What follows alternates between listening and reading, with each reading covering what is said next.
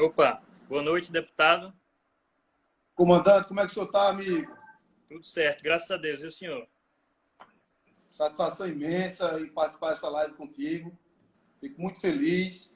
Fique à vontade para todas as perguntas, todas as minhas opiniões, nesse grande blog que temos aqui nesse Instagram, Pensando Direita. Fico muito feliz também que antigamente a gente se ouvia falar nisso. E hoje, graças a Deus, com o advento das redes sociais, da internet, onde as pessoas começaram a ser mais livres. E é fundamental e importante por demais todos esses movimentos que surgiram no país nos últimos anos. Então, eu fico muito feliz de participar dessa live contigo. Fico à disposição, meu velho amigo. Show de bola. Tenho certeza que essa entrevista aqui vai ser muito útil e muito interessante para todos nós. Eu queria, deputado, que o senhor começasse aí se apresentando para o público que eventualmente não lhe conheça e também dissesse as suas principais bandeiras políticas e seus principais projetos. Apesar de a gente saber que não é só de projetos que vive um parlamentar, né? A função essencial é, como o próprio nome já diz, falar, né? Em defesa de princípios, ideias e assim por diante. Mas eu gostaria que o senhor explanasse sobre essas questões. Perfeitamente. Eu sou o deputado estadual Cabo Gilberto Silva. Estudei a minha vida praticamente toda no Colégio Militar, desde a inauguração do colégio aqui na capital de todos os paraibanos. Tive a oportunidade de ser policial durante 17 anos da minha vida, como também me formar, depois de muito esforço, no curso de Direito, fazer pós-graduação em Segurança Pública, Direito e Processo Penal. E, graças a Deus, depois de uma luta tremenda contra as injustiças praticadas pelos socialistas no governo da Paraíba e na prefeitura da capital, conseguimos, também com muito esforço, em 2018, ser eleito deputado estadual para representar toda a Paraíba, em primeiro lugar da coligação. Eu agradeço essa vitória, primeiramente a Deus, aos profissionais da segurança pública e seus familiares, como a sociedade civil organizada, como também ao fenômeno de votos, o nosso presidente da República ter dado uma ajuda fenomenal, indispensável em nossa vitória. É muito difícil ser minoria na casa do povo, mas estamos conquistando o nosso espaço, até porque todos sabem da nossa postura, meu velho amigo, que não temos esses apadrinhamentos que tinha antigamente. A nossa vitória foi sem nenhum voto praticamente, sem a culpa de nenhum voto praticamente. Então isso é muito difícil nos dias atuais. Os nossos projetos são pautados, na grande maioria, na segurança pública, obviamente, porque as pessoas estando com segurança pública, o Estado estando seguro, o país estando seguro, obviamente todos os outros investimentos irão ser oferecidos ao Estado, à cidade e ao país. Daí, infelizmente, o atual governador ele não respeita o nosso mandato, porque sequer cumpriu um dos nossos projetos, uma das nossas solicitações sequer. Mas isso não tem problema. Continuaremos no nosso foco e na nossa luta. Fizemos projeto também para a área da saúde pública, que também é um caos em nosso estado, por conta da maior operação que já teve na história de contra a corrupção na Paraíba, que foi desvendada lá no Rio de Janeiro, que se chama Operação Calvário, onde os poderes controladores aqui da Paraíba, o Ministério Público, o GAEC e a Justiça, estão fazendo a sua parte, falta apenas retornar aos cofres públicos o que foi desviado. Essa área da saúde também é muito crítica, porque é só reclamação da população. Fiz também alguns projetos para a educação do nosso Estado. E o principal é a cobrança, para que o Estado respeite, no mínimo, o piso nacional dos professores. Porque sabemos que o professor é a profissão, sem desmerecer demais, mais importante de uma democracia, porque é ela que ensina todas as demais. Eu tenho isso em mente porque eu sou filho de uma professora e de um policial. Então, obviamente, para existir o policial tem que ter o professor. Para existir o médico tem que ter o professor. Para ter o professor tem que ter o professor. Então, todas as profissões tem que existir o professor. Como também da infraestrutura, fizemos várias solicitações, várias cobranças para a BR-230, que sai de Campina Grande até Cajazeiras sair do papel finalmente. Eu espero que assim que acabar essa pandemia, o aquecimento da economia, o nosso presidente possa fazer essa obra do Estado paraibano e começando, meu velho amigo, de Cajazeiras para Campina, para dar um gesto ao povo sertanejo. Isso é o que eu tenho em mente, mas não necessariamente é o que vai ocorrer. Também fizemos solicitações, cobranças na questão do porto de Cabedelo, o porto de todos os paraibanos, onde entra os produtos e saem os produtos que nós produzimos. Daí, automaticamente, se essa obra sair do papel também, o porto de Cabedelo conseguir abarcar, conseguir atracar navios de médio e longo porte, que infelizmente hoje dificilmente acontece de médio porte, depende de vários fatores. Vai ser bom para a Paraíba, porque os nossos produtos serão comprados mais em conta, porque vai chegar aqui, não vai ter que vir lá do porto de Suape, em Pernambuco, como também a nossa exportação ficará mais produtiva e mais teremos um orçamento melhor, uma economia melhor, porque os nossos produtos sairão daqui. Também batalhamos e cobramos, solicitamos, fizemos diversas denúncias com relação ao aeroporto da Grande João Pessoa e o de Campina Grande, que são os dois maiores aeroportos do nosso estado, para fortalecer o turismo. É importante ter um aeroporto de qualidade. Infelizmente, os nossos aeroportos são os piores do país. Já tem a concessão, esperamos que saia do papel e entregue uma obra moderna para a população paraibana, tanto aqui em João Pessoa, como na cidade de Campina Grande, da Rainha da Borborema. Cobramos também a questão hídrica. Sabemos que o nosso estado sofre por demais na questão da seca. E sabemos também que a obra da transposição do Rio São Francisco, dos dois eixos que chegam à Paraíba para matar a sede dos paraibanos, dos nossos irmãos nordestinos, um está praticamente 100% funcionando, que é o que vai para Monteiro. Mas, infelizmente, o outro ainda não teve o seu término. E a todos os nossos seguidores e aos seus seguidores, que é por conta da corrupção que houve, porque a obra começou em 2005 e veio se arrastando até, graças a Deus, o governo Bolsonaro está mantendo a sua palavra e eu tenho fé em Deus que vai terminar o mais rápido possível, como terminou o eixo de Monteiro. Por quê, meu comandante? Inauguraram a obra de Monteiro, e o Ministério Federal teve que intervir para esvaziar a posição em alguns pontos na elevação e tirar as rachaduras. E tem vários vídeos aí nas redes sociais, a água estourando concreto feito de péssima qualidade, porque a obra foi superfaturada por diversas vezes do valor inicial. Então, esses são alguns dos nossos projetos.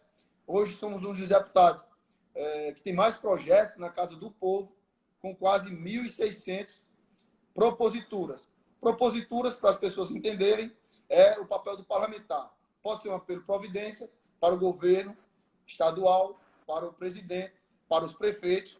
Pode ser um projeto de lei indicativo, pode ser um projeto de lei ordinária, um projeto de lei, uma PEC para modificar a PEC da Paraíba, de resolução para mudar o regimento interno. Podemos também solicitar audiências públicas, sessões especiais, conceder medalhas às pessoas que se destacam no valor para o nosso estado e diversos outros pontos que o deputado pode fazer. Mas a função do parlamentar, para as pessoas entenderem, é fiscalizar, é cobrar e propor. Infelizmente, o parlamentar estadual ele não tem verba impositiva, como também não tem o poder da caneta para fazer, de fato, as obras que a população tanto almeja. Então, esses são da nossa história em 1 ano e 4 meses como deputado estadual na Casa de Deputados Pessoa, a casa de todos os paraibanos. Pois bem, muito bom, deputado. E, assim, eu queria já adiantar que as perguntas elas vão incluir cenário nacional, cenário local, também questões bastante polêmicas, inclusive a próxima que virá. Antes de perguntar, gostaria de dar uma boa noite aqui para o pessoal que está chegando. Fábio Pérez, boa noite. Martinho, João Miguel, meu amigo. Nayana Ponce, que ajudou a intermediar aqui essa entrevista. Shelly Amorim, Wanderson. Sejam todos bem-vindos. Podem mandar perguntas e comentários aí à vontade. E já vão seguindo o blog Pensando Direito aí, quem não segue ainda, bem como o deputado Gilberto. Pois bem, eu gostaria de perguntar ao senhor o seguinte. Uma coisa que está bem em voga aí ultimamente, em termos locais aqui na Paraíba, é a questão do decreto polêmico do governador João Azevedo, que inclusive o senhor entrou com ação popular. Ele basicamente proíbe o funcionamento de diversos estabelecimentos comerciais, bem como a celebração de cultos e missas. Eu queria saber a opinião do senhor aqui, para o pessoal, sobre esse decreto e sobre o que ele pode representar no Estado Democrático de Direito. Como é o nome dele?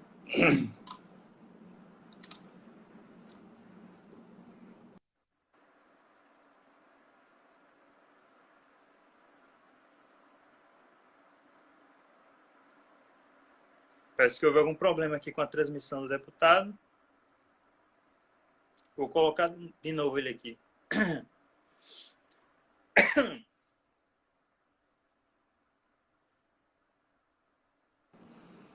Meu amigo Diego, a sua internet ou amigo tá ruim, meu comandante?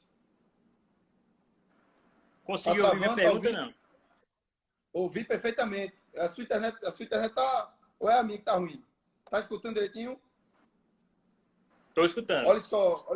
Olha só, Diego. Esse decreto é totalmente inconstitucional. O que foi que aconteceu? Para as pessoas entenderem o que está acontecendo no nosso país. Existe uma república. E nessa república chamada Brasil, são 3 poderes. Poder legislativo, poder judiciário e o poder executivo. Os três poderes trabalham entre si, independentes e harmônicos. Um poder não pode interferir no outro. Se não, vejamos, o presidente da República não pode interferir no poder legislativo, informando quem o presidente da Câmara vai indicar como os cargos de comissão, como também no Senado Federal não pode falar o que Davi Alcolumbre vai fazer lá. Cada poder resolve os seus problemas. O presidente da República não pode chegar no Congresso e modificar o regimento interno. Quem tem que fazer isso é o Congresso. O presidente da República não pode chegar no STF e solicitar que mudem o regimento interno do STF e dizer o que lá vai ser feito. Um poder controla o outro. Para aceitar um processo de impeachment, tem que entrar na Câmara e o Senado será o juiz, será os julgadores. Para tirar um ministro do STF, tem que ser aceitado no Senado Federal todo o processo para processo de cassação no ministro do STF. Então, daí, eu estou falando isso para o pessoal entender. Quando um poder pode interferir no outro. Entendeu, Diego? Daí, o que foi que aconteceu? O ministro do STF, ele rasgou a Constituição quando disse que os prefeitos e os governadores podem decretar o que eles quiserem para as suas respectivas regiões. Isso não pode. Isso é inconstitucional. Por quê? Porque o que está sendo feito, não só aqui na Paraíba, como em demais estados, é proibindo o direito das pessoas de ir e vir, de se manifestar. E isso só pode ser aceito, como determina a Constituição Federal, através de estado de sítio, que o presidente solicita e quem autoriza é o Congresso Nacional, com aprovação da maioria absoluta em ambas as casas, ou seja, dos deputados federais e dos senadores. Então, o ministro do STF está cometendo ilegalidade, ele cometeu uma arbitrariedade, ele atentou contra a República e deveria ser pressionado, deveria ser chamado, feita a ordem, pelo Senado Federal. Pelo Senado Federal.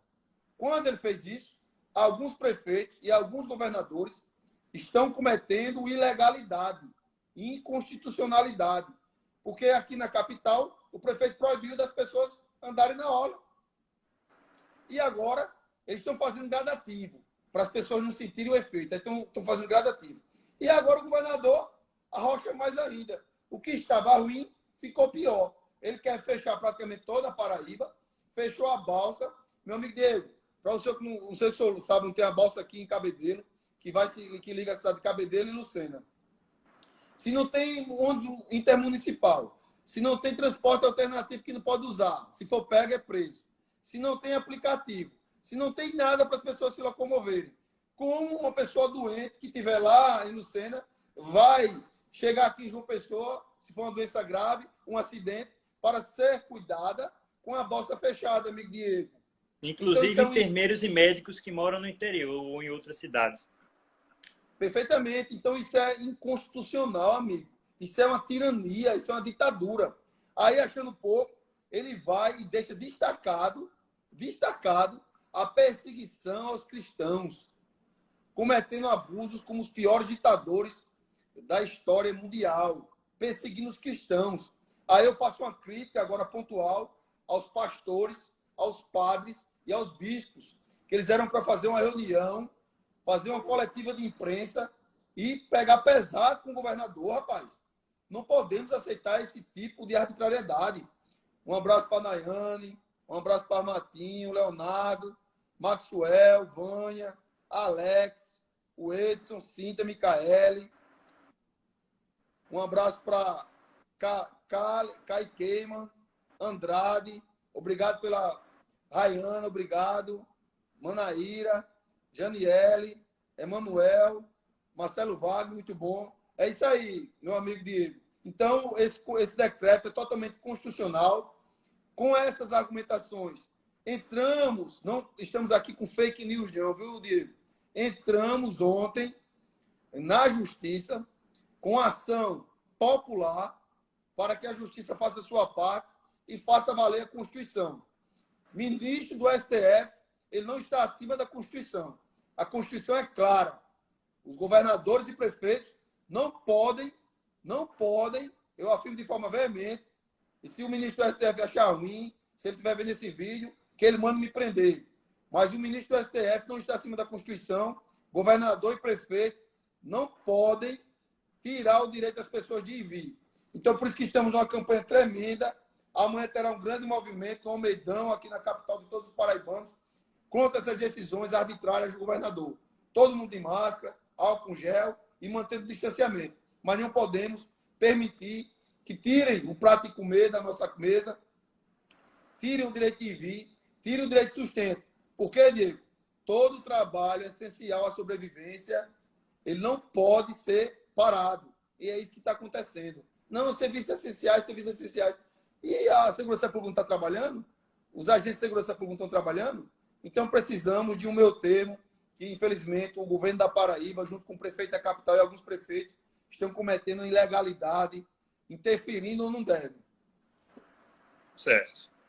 Eu concordo fundamentalmente aí com o que o senhor falou, e é realmente uma questão lastimável, porque vários governantes estão sendo legitimados até por parte da elite em fazerem esses desmandos, né? A pretexto de uma fictícia segurança, uma fictícia proteção contra uma doença e abdicando de sua liberdade. Então, deputado, eu queria perguntar agora a respeito de uma opinião sua, de uma sugestão, a respeito do momento que nós estamos passando, né? Em meio à crise econômica causada pela quarentena, qual a sua sugestão para lidar com isso e minimizar os danos? A gente tem exemplos aí, além do auxílio emergencial nacional, a gente teve alguns casos de auxílios estaduais, por exemplo. A gente teve também a questão da própria restrição, a obrigatoriedade de uso de máscaras, que pode ser certo ou não, mas eu gostaria de saber do senhor alguma sugestão para minimizar os danos da pandemia. Perfeitamente. Os danos já estão claros. O caos já chegou. A população não para de me ligar, não para de cobrar uma postura enérgica com relação a isso. Eu sugiro que todo o comércio fosse aberto de forma gradativa, as pessoas utilizando máscaras, álcool em gel. Se tiver um comércio que possa colocar para verificar a temperatura das pessoas, reduzindo a capacidade de atendimento. Se uma loja cabe 10, que deixe só 3. Se uma loja cabe 20, que deixe 5. Solicito também a reabertura gradual de todos os serviços públicos, DETRAN, CAGEPA, as prefeituras, todas as repartições públicas do governo e da prefeitura, com as mesmas proteções individuais de cada cidadão e, obviamente, nas repartições públicas, as pessoas da letra A, letra E, que eu estou falando sempre isso, desse mesmo jeito. O Detran, na segunda-feira, só vai da letra E, da letra A, letra E. Na terça, da letra F à letra X, e assim vai, até terminar o alfabeto. Agora, não podemos fazer do jeito que está. Está aí tudo fechado, a população passando um tremendo sufoco, literalmente, em todos os sentidos, com tudo fechado, amigo Diego. Então, não podemos permitir esse tipo de coisa. Então, eu solicito o isolamento vertical, que o governador consiga trazer mais testes para que as pessoas se submetam aos testes e, se porventura der positivo, fiquem isoladas, porque 90% das pessoas que testam positivo não precisam de ir ao hospital, tratando com a cloroquina, tratando com os medicamentos que o ministro da Justiça está determinando para as pessoas voltarem à normalidade e se curarem do Covid-19. O que está acontecendo é um absurdo com relação a todo o comércio paraibano. Porque tudo fechou, Diego. E aí? Vai ficar assim? São mais de 60 dias nessa triste situação. A população não aguenta mais. Por isso, que a cada movimento que fazemos, mesmo com tanta gente insatisfeita com os nossos movimentos, faz parte da democracia, obviamente, o número não pode aumentar, porque as pessoas já estão vendo o que está acontecendo, Diego. E o pior, ficam criticando o presidente que no início de fevereiro, antes do carnaval, ele emitiu o decreto informando o que poderia acontecer, mas deixaram tudo acontecer. O carnaval foi o que mais teve transmissão do coronavírus. Aí quiseram fechar depois e acusar o presidente. E o presidente está fazendo sua parte no maior programa social da história desse país, concedendo R$ 600, mas as pessoas que têm uma mãe solteira recebem R$ 1.200, ou seja, uma ajuda enorme nesse momento. Aí agora eu lhe faço uma pergunta, Diego. Imagine se não fosse, preste atenção, Diego, com tudo que está acontecendo, comércio todo fechado, vamos falar aqui do estado paraibano. Imagine se não fosse esse auxílio emergencial, que é o maior programa de benefício para a sociedade brasileira, sendo pago a primeira parcela no mês passado e a segunda parcela agora. Se não fosse esse programa, como estariam as pessoas, Diego? Pois é, uma situação periclitante. Inclusive, é um jogo político até de fazer com que as contas da União sejam colocadas à exaustão para depois o problema da crise ser depositado nas costas do presidente, sendo que quem gerou toda a crise por meio da quarentena horizontal desproporcional foram deputados, aliás, foram prefeitos e governadores, né? Então tem uma transferência de culpa aí, um jogo político contra um outsider que é o Jair Bolsonaro.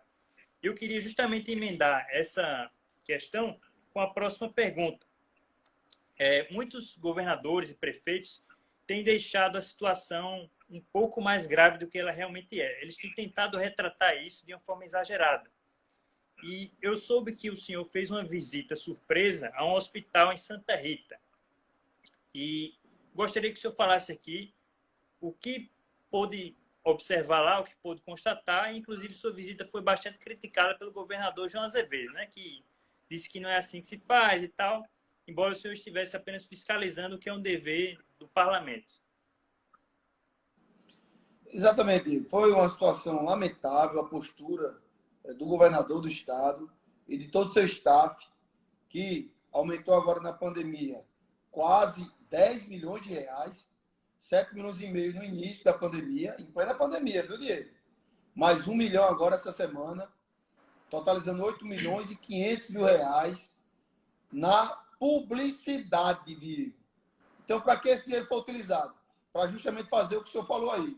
Eu saí em quase toda a imprensa paraibana e até em alguns blogs nacionais, a exemplo daquele blog que tem aqueles 3 rapazes, o antagonista, saí desse blog nacional com a seguinte matéria: deputado bolsonarista invade hospital de campanha. E aqui na Paraíba, em vários sites, deputado Cabo Gilberto Silva invade hospital. Aí, quando eu observo, são essas mesmas pessoas que cobram que o deputado trabalhe. que quando tem algo de errado, diz, cadê os deputados? Cadê os vereadores? Cadê os políticos? Porque não estão acostumados com esse tipo de prática. Graças a Deus, as eleições de 2018 foram eleitos vários políticos que têm compromisso com o povo. E quem vai me julgar é o povo. Nas próximas eleições, porventura, nós iremos, nós que a gente for, disputar. Então, Diego, eles não podiam ter feito isso. Isso foi um desrespeito, não só o deputado Cabo Gilberto Silva, como o Poder Legislativo. Que eu fui fazer uma visita surpresa a um hospital público pago com dinheiro do público, pago com dinheiro do povo.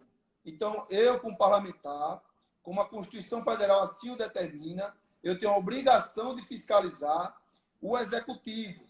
Eu não fui na casa do governador, eu não fui na casa de secretário, eu não fui propriedade privada de quem quer que seja, aí sim eu estaria invadindo. Eu fui num hospital público. Fui e vou quantas vezes for necessário e for denunciado. Se alguém estiver achando ruim e não concordar, que me prenda e me conduza para a delegacia. Simples. Estou achando que o deputado está errado? Prenda o deputado e conduza ele para a delegacia.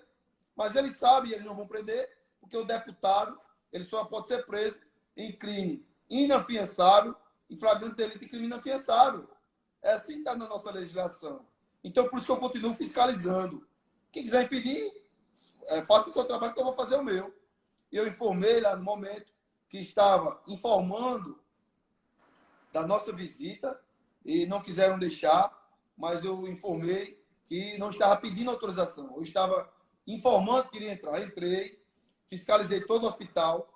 Naquele momento, faz 15 dias agora, domingo passado, não estava nada de superlotado. Foi gasto uma estrutura imensa, imensa, porque, meu velho, se tivessem feito o dever de casa e os hospitais regionais, como em Patos, Cajazeiras, Itaporanga, Guarabira, Campina Grande, João Pessoa, Pedra de Fogo, vários hospitais que poderiam atender a população, daí sim, se eles tivessem feito o dever de casa, não precisava nada de ter feito outro hospital, gastar tanto dinheiro com estrutura nova, se a estrutura que estivesse funcionando. Porque aqui na Paraíba, se o senhor não sabia, porque eu fiscalizei isso aí, tem mais hospitais do que a população precisa. O problema que a população sente é que os hospitais que existem não funcionam. Aí a população fica a ver navios, a população fica a Deus gerar. Então, eu fiz essa fiscalização, já fiz em outros locais, pagos com dinheiro público, porque essa é a missão do parlamentar. Onde tiver equipamento do governo estadual mantido pelo dinheiro público, o deputado tem a missão constitucional de fiscalizar. Onde tem equipamento mantido com dinheiro público das prefeituras, o vereador da respectiva jurisdição tem o dever moral de fiscalizar. Muito bem, deputado. Foi uma ação que, inclusive, eu concordei bastante. Defendi sua ação para várias pessoas que vieram me questionar, etc. Porque realmente é esse o trabalho que deve ser feito. Um trabalho que realmente cumpre o dever de parlamentar. Então, eu tinha mais uma pergunta aqui para o senhor sobre esse assunto da pandemia, que era como acha que deve ocorrer a retomada do comércio?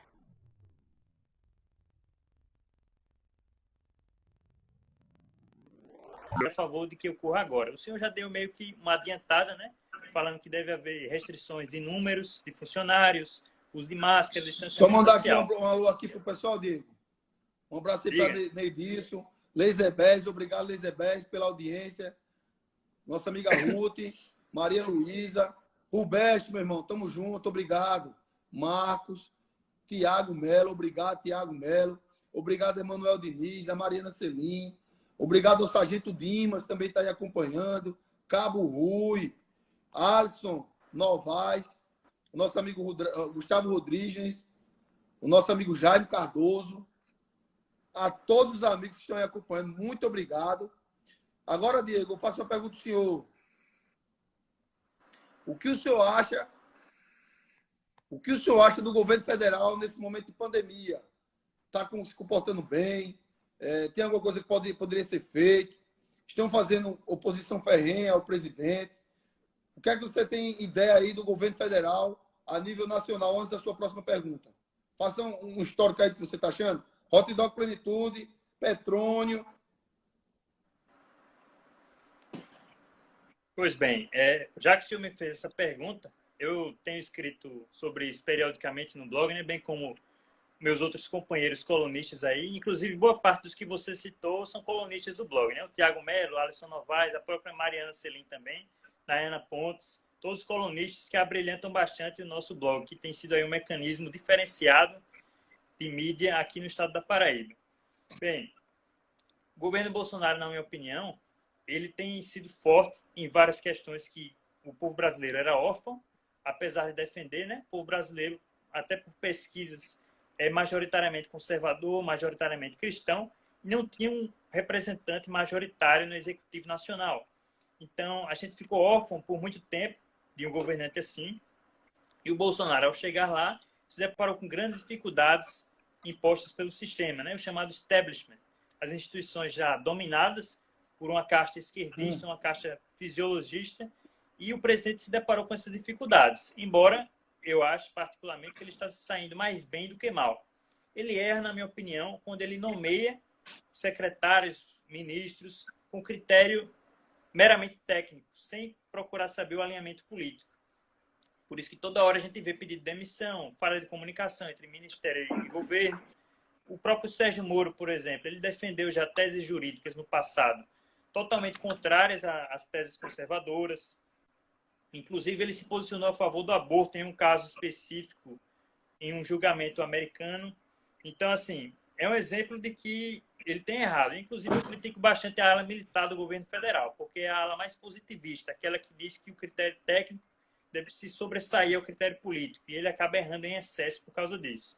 Mas, no geral, eu acho que ele tem se saído bem, inclusive defendido aquilo que o povo realmente defende, sem medo e com firmeza. Eu vou fazer a pergunta para o senhor aqui, já que... Deixa eu só comentar essa sua fala, Diego. É muito importante o que você falou, concordo plenamente. Inclusive, no meu Twitter, eu fiz uma crítica a uma parte da ala militar, obviamente, que todos podem ser criticados. Eu sou criticado todos os dias, então ninguém está passivo de crítica. E eu sou militar, mas eu fiz uma crítica à ala militar por conta justamente disso aí. Esquece da questão política, do alinhamento político, e só bate na questão técnica. E causaram vários problemas ao governo. Os militares era para dar uma resposta dura aos ministros do STF, em especial o senhor Celso de Mello, quando, em uma das suas decisões, falou que se o general não fosse general de exército do governo Bolsonaro, ministro, condutas ilibadas até que se prove o contrário, homem de bem, correto, seriam conduzidos à vara. Isso é um termo pejorativo. Colocou essa frase, conduzidos à vara. Aquilo me deixou muito chateado, muito revoltado com a forma desrespeitosa do ministro do Supremo Tribunal Federal. Daí, não teve uma resposta dos generais, da maioria dos generais das Forças Armadas. Eles poderiam, sim, ter solicitado respeito de forma enérgica ao ministro do STF e lembrar do artigo 142. O artigo 142 está lá na Constituição, amigo. O artigo 142 está lá na Constituição. Então, essa forma de agir eu não concordei. Por isso que eu critiquei, inclusive, no meu Twitter. Graças a Deus, somos independentes e podemos fazer crítica, sim. Eu deixo também aberto para todas as pessoas que existem fazer crítica ao nosso trabalho, faz parte. Como também da questão Sérgio Moro. Aí eu venho citar aqui o nosso velho Olavo de Carvalho, onde eu comecei a acompanhá-lo há pouco tempo. Eu não conhecia muito Olavo de Carvalho, só de ouvir falar, mas eu comecei a observar os seus posicionamentos. Tem defeito? Tem, como todo ser humano tem. Mas tudo que ele falou naquele momento aconteceu, quando ele disse que Sérgio Moro no governo era um erro. Porque, além de Sérgio Moro ter sido um grande juiz naquela época, para com o combate à corrupção, mas não daria certo. E assim aconteceu. Depois da demissão do juiz Sérgio Moro, ele está mostrando realmente, verdadeiramente quem é. A todo momento atacando e trazendo, deixando o país de uma forma totalmente desestabilizado. Nunca agiu dessa forma nas redes sociais quando era ministro. várias pessoas reclamando, inclusive os policiais, bombeiros, policiais civis, toda a área da segurança pública teve várias críticas à questão do ministro da Justiça, porque tinha os dois ministros juntos, que eu discordei também de forma veemente. Já solicitei também que, se porventura, faço novamente o ministro da Segurança Pública, que é importante, é uma parte muito importante, estratégica, no governo federal, e não teve o respaldo que acharíamos que iria ter na questão do Sérgio Moro. E, realmente, de fato e direito, desmoronou. Exatamente. Inclusive, o senhor tocou aí no Olavo de Carvalho, eu pretendo trazer a pauta logo mais, essa questão da inspiração filosófica do senhor e também a importância desse eminente filósofo brasileiro, um dos maiores vivos, né, do mundo. Eu queria falar agora sobre o cenário municipal, deputado. Quais as perspectivas para as eleições municipais? É possível uma candidatura do pastor Sérgio Queiroz pelo próprio PSL em João Pessoa? Bom, eu não sei te falar, comandante. Essa é a única pergunta que vai ficar sem resposta. Porque eu estou no PSL hoje, mas eu não sei nada do PSL. É como se eu não estivesse. Estou aguardando só a janela para não perder o nosso mandato e ir para outro partido. Sobre o PSL, eu não sei lhe informar nada, porque eu não sei de nada. Certo. Agora, sobre as eleições municipais, o senhor acha que é possível ainda colocar nomes da base do governo Bolsonaro? Já existe uma arquitetura em cima dessa estratégia? Perfeitamente. Aqui na prefeitura da capital, eu particularmente, escolhi o deputado Valdo Virgulino para ser o nosso candidato a prefeito da nossa capital, de todos os paraibanos. É um deputado aguerrido, está conosco na linha de frente, lá na Assembleia Legislativa, e fizemos esse acordo para ele ser o candidato a prefeito. Haja vista eu não ter partido para disputar as eleições e, sendo assim, não poder ser o candidato do presidente aqui na capital. Mas o nosso nome aqui em João Pessoa será o deputado Valdo Virgulino. Certo. Surgiu agora uma pergunta do Vaguinho Oficial. Deputado, o que você acha de Bolsonaro querer se aliar com o Centrão? Achei uma pergunta pertinente aqui. Pode responder, deputado. Quem fez essa pergunta? Vaguinho Oficial. Vaguinho, observe só, amigo. Antes do senhor criticar o presidente da República, o senhor deveria criticar quem foi a reeleição dos deputados federais. O que temos lá no Congresso são esses 513 deputados federais que foram eleitos pelo povo. E 81 senadores foram eleitos pelo povo. Tem ainda vários cargos que estão com petistas, com PCdoB, com PDT, com Rede. E é uma máquina enorme. E o presidente tem, amigo, que se aliar com quem está votando nele. Isso é óbvio. Ele vai fazer o quê? O senhor, no lugar dele, ia fazer o quê? Eu, obviamente, concordo plenamente com o presidente. Foram esses. Agora, se os senhores não quiserem que o presidente se alie o Centrão, quando for em 2022, não coloque os deputados do Centrão, simples assim. Vamos atribuir a responsabilidade a quem tem. O presidente está agindo de forma correta. Tem que ter uma base no Congresso, tem que ter uma base no Senado e no Congresso Nacional. Quem estiver achando que governa sem ser dessa forma, se candidate e seja prefeito sem a sua base na prefeitura ou governo sem sua base na Assembleia. Pois bem. Próxima pergunta, deputado. A gente já até tocou no assunto na entrevista, mas eu queria que o senhor desse já uma resposta mais, né, detalhada, já que a pergunta é sobre isso exatamente. O que pensa a respeito do critério de indicações para compor um governo? E como o senhor vê as constantes trocas nos ministérios do governo Bolsonaro? Apesar de, a gente, em comparação com os governos anteriores, ver que não está sendo o motivo a corrupção.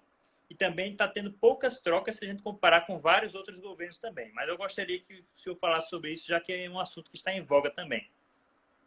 O senhor fez duas perguntas, Diego. A segunda eu entendi que é dos ministérios, da troca dos ministérios. A primeira, deu uma cortada, eu não entendi. A indicação de quê? A primeira é o seguinte: o que o senhor pensa a respeito do critério de indicações para a composição de um governo? Se, por exemplo, deve ser eminentemente técnico, deve ser alguém alinhado, deve ser alguém de um partido, etc. Olha, primeiro ponto, Diego. Eu falo isso aqui abertamente, sem nenhum problema, porque eu não tenho medo de polêmica. não fique em cima do muro.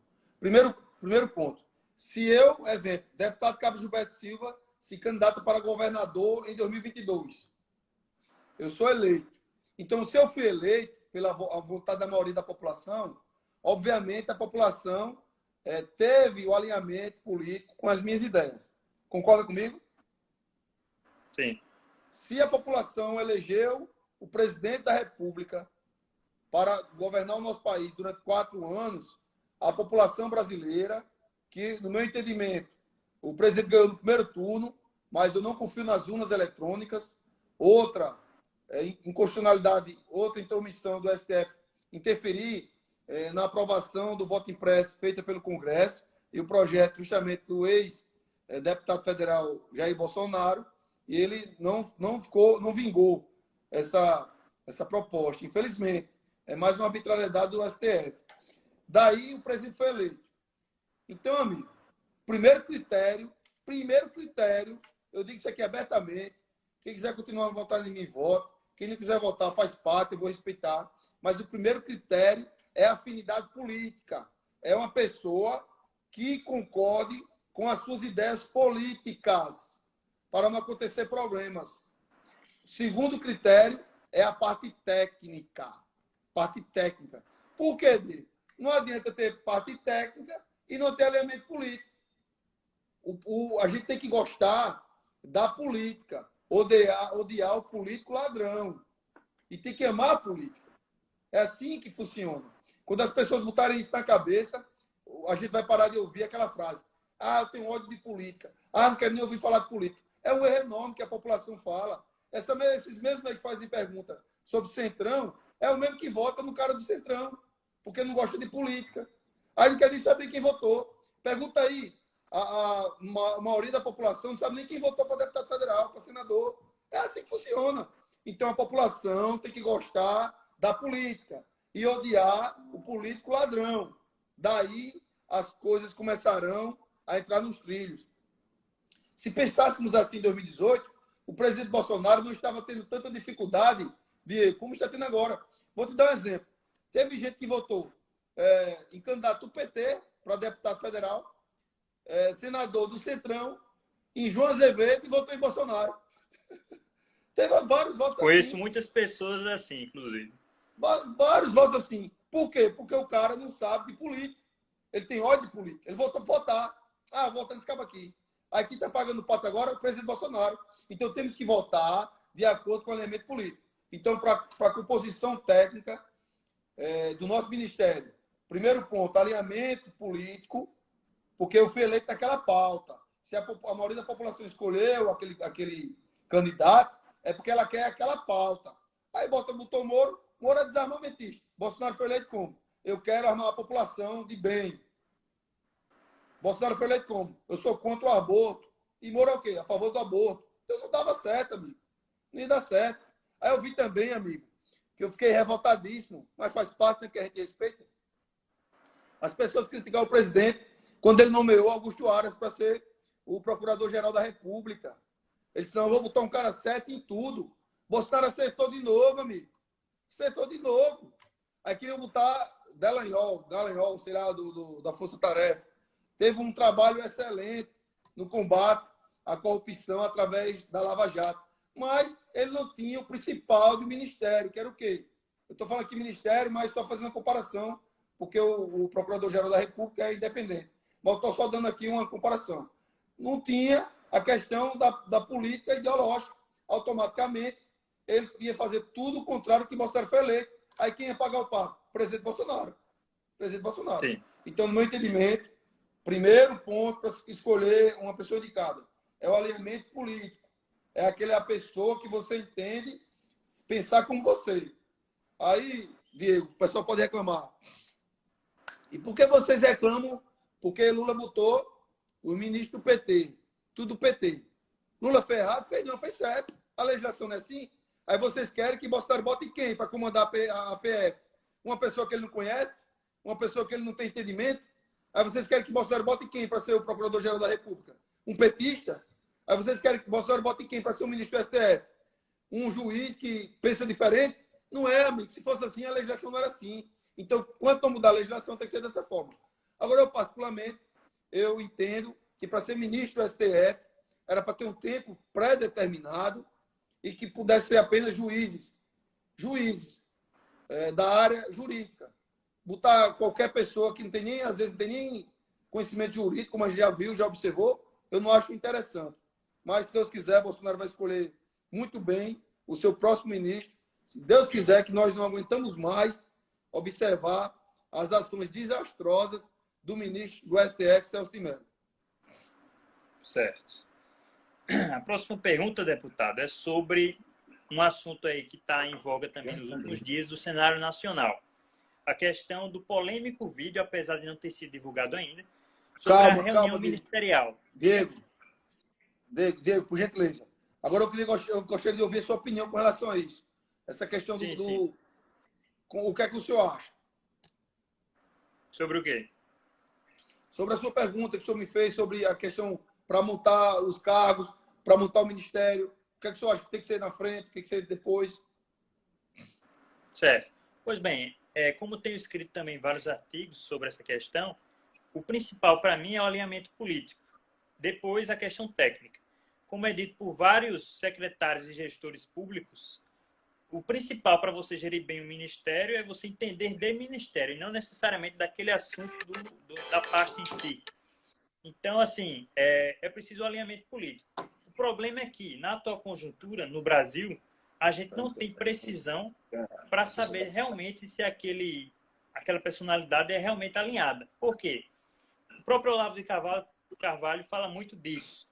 A gente não tem um alinhamento dos pressupostos teóricos e filosóficos da direita brasileira. A gente tem pessoas que se alinham momentaneamente, como é o caso de vários traidores aí do presidente. A gente tem aí o caso do Alexandre Frota, a Joyce Hasselmann, aqui na Paraíba, o Julian Lemos. Então, tem vários casos que se colocaram como direita, até defendiam algumas bandeiras legítimas, mas na hora H mudaram de lado. Por quê?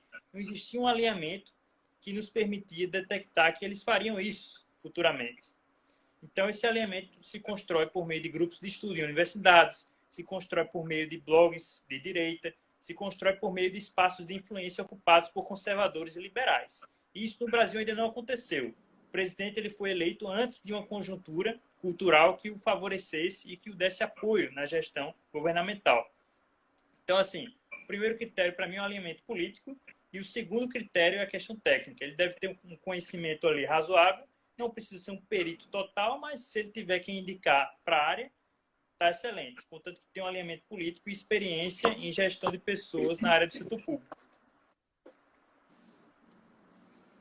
Perfeitamente, parabéns. É isso, eu concordo plenamente com a sua opinião.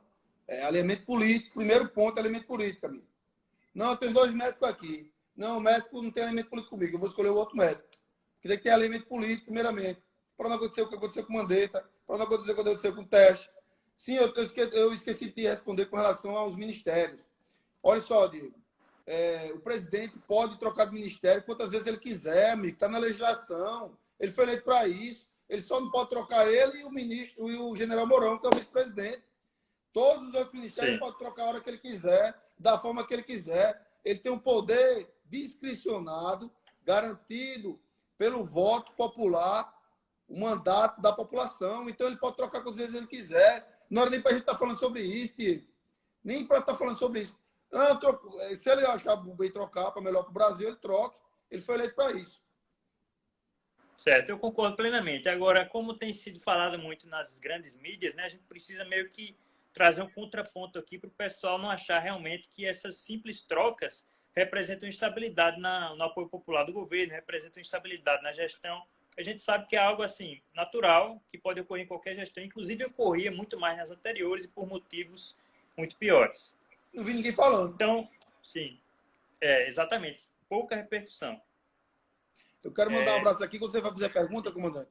Mandar um abraço aqui para João Miguel, para Gisele Barbosa, para o nosso amigo Martinho Eva, nosso amigo Fábio Pérez, Floriano, Cíntia, Jean, Gabriel Peron, meu amigo, satisfação, Gabriel Peron, Floriano, o Edson, Shelly Amorim, Maria Luísa, Vicente, meu amigo, satisfação enorme, Vicente, obrigado aí pela audiência. Tamo junto. Mande as ordens aí na sua região. Estamos aqui, conto com o nosso gabinete para fazer os pedidos aí da sua cidade, amigo. Érica, Marcelo Wagner, obrigado, Marcelão. Tamo junto, Marcelo. Janiele, Sara, Vânia, Maxwell, Patrícia, Debés Equipador, obrigado, amigo. Linguiça, artesanato, obrigado pela decisão. Jardel Michel da Silva, Vinícius, Célia, Yuri Machado, obrigado, meu irmão. Yuri Machado aqui trouxe uma pergunta muito importante, meu amigo Diego. Fique à vontade. As pessoas que estão com câncer, meu velho, aqui na capital, não sei nas outras cidades, mas estão com medicamento já há mais de um mês atrasado, a vacina. As pessoas que estão com tratamento de câncer só pensam agora em coronavírus, Diego. Esqueceram as outras doenças, amigo. Tem gente morrendo de câncer, com diabetes, com Alzheimer, com infarto, com AVC e diversas outras doenças crônicas. Infelizmente, os nossos gestores agora só querem falar de coronavírus, porque o interesse deles não é em vidas. Os interesses deles é em derrubar o presidente da República. Já ficou claro isso aí. Nosso amigo Marcos. Juliano, obrigado, Juliana, por sempre estar presente. Adriana, lá da igreja, obrigado por participar. Pedir aí a todos os nossos seguidores que sigam aí Pensando Direita, esse canal, nas redes sociais, para ficar muito bem informado, hein, pessoal? Todos os nossos seguidores sigam aí Pensando Direita. Com a palavra o senhor, Diego. Certo. Sejam muito bem-vindos aí todos que estão acompanhando a live. É um grande prazer recebê-los aqui no blog. E a próxima pergunta, deputado, é sobre um assunto em voga aí. Eu acho que tem em torno de 10 a 15 minutos ainda antes de cortar a live, se eu não me engano.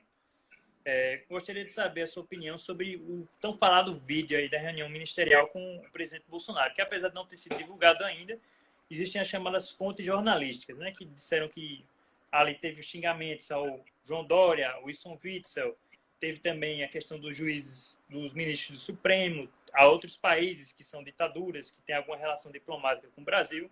Queria saber do senhor se isso poderia afetar negativamente o governo ou positivamente, ou não afetaria em nada, quando ele for revelado em parte, pelo menos. Excelente a sua pergunta, Diego. Já afetou não o presidente, afetou a população brasileira, porque é mais uma interferência do ministro do STF, amigo. Se Moro fez a acusação, ele que prove. Ali é uma reunião ministerial, amigo. Eu faço a reunião no meu gabinete, falo palavrão. Porra, que é isso aqui, rapaz? O que está faltando? Vamos fazer isso aqui, eu estou sendo cobrado. Isso é normal da reunião, amigo. Isso é uma reunião de gabinete. Não é reunião pública. Aí querem dizer... Aí a imprensa, uma parte da imprensa brasileira, que não para de passar vergonha, em especial a Folha de São Paulo e a Rede Globo, olha como eles são cafajestes. Ele diz assim, ó, segundo uma fonte, não, segundo o ministro do STF, a reunião foi uma baixaria. Parecia que era um bordel. Aí não fala o nome de ninguém, aí não diz nada com nada, mas joga a sementinha da maldade. Aí vem aquele senhor Marinho, que é o primeiro suplente, lá, para você entender que uma coisa junta a outra. O primeiro suplente lá de Flávio Bolsonaro do Rio de Janeiro. Aí depois de quase 2 anos, aí vem dizer que a Polícia Federal interferiu na investigação Furna das Onças, lá da Assembleia Legislativa do Estado do Rio de Janeiro. Por que ele não falou antes? Aí você sabe o que ele falou agora, meu amigo Diego? Porque justamente está em essa investigação no Supremo Tribunal Federal, que está rasgando a Constituição. Aí ele jogou isso aí na imprensa, com os seus aliados, João Dória e o governador do Rio de Janeiro. De que forma? Não, teve interferência sim, para juntar uma coisa com a outra. Mas a população não é idiota, amigos. Tenho certeza absoluta que o presidente irá sair de todos esses ataques maior do que entrou. E não acreditem em pesquisas de aprovação, porque são mentirosas. Porque se a gente fosse acreditar nessas pesquisas brasileiras, 90% delas são parciais, automaticamente hoje o presidente não seria Bolsonaro. Quem não lembra? Que ele não ia nem para segundo turno. E depois, quando ele estava aqui, já sabia que não tinha como ele sair do segundo turno, falavam em todos os cantos que ele perdia para todo mundo. Quem não lembra disso? Então, esse vídeo é mais uma da oposição e do ministro Sérgio Moro, que saiu um anão, entrou um gigante do governo, saiu um anão, para tentar desestabilizar. Não o presidente. Olha, população, quando os senhores e as senhoras acreditam nessa narrativa da imprensa brasileira, de uma parte, obviamente, porque existem vários profissionais qualificados, imparciais, que trabalham de forma correta, mas como maus profissionais existem em todas as profissões, na imprensa não seria diferente. Quando os senhores acreditam nessa narrativa, os senhores não estão enfraquecendo, não é o presidente, não. Os senhores estão ajudando a derrubar o Brasil. Exatamente. Agora, deputado, eu queria mudar um pouco o assunto. A gente estava falando de cenário nacional. Agora eu queria saber algumas opiniões suas sobre políticas públicas, né? Eu queria saber o seguinte. Aqui na Paraíba a gente fala, é um debate político muito raso, na minha opinião. Principalmente em eleições para o executivo. A gente tem ali propostas, uma mesmice, não tem um detalhamento das ideias. Então eu queria saber do senhor, já que sua área é de segurança pública, né, a principal, é possível implantar algo parecido com as UPPs na Paraíba, que são aquelas unidades de polícia pacificadora? E, assim, não tem. Como combater a hegemonia das facções criminosas aqui? Terminou? Sim. Excelente sua pergunta. Muito, muito importante sua pergunta. As facções criminosas aqui no estado da Paraíba, e agora com essa pandemia aumentou todos os índices de criminalidade, já mataram mais de 500 pessoas do início do ano para cá. Veja só, viu, Diego? Mais de 500 pessoas já foram mortas, assassinadas. E ninguém está preocupado com esses assassinatos, só se preocupa com o coronavírus. Tudo agora é só coronavírus. O que acontece?